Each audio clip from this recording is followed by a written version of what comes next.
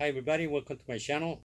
Today I'm going to be talking about rails, especially the ones that you shouldn't order. So I went ahead and ordered these rails that I plan to use on the gantry. But one of the things about these rails is that the rod is steel rod and it's very heavy.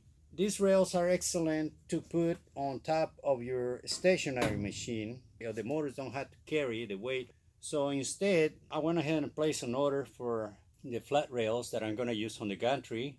Be careful when you order rails because, these are kind of heavy. So for the gantry itself, flat rails probably work better.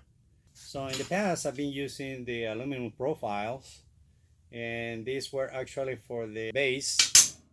The other ones for the gantry, but these are very light. And the thing is, it requires a big groove bearing, but the profile doesn't have a B.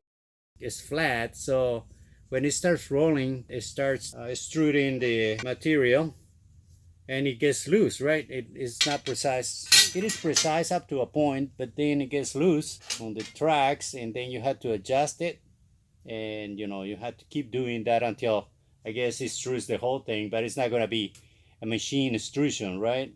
So it's going to be uneven.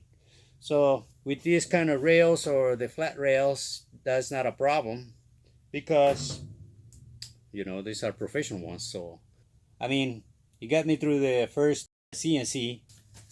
So as you can see here, this is the fence, and it's acting like a gantry right now. So it's very smooth and easy to move around.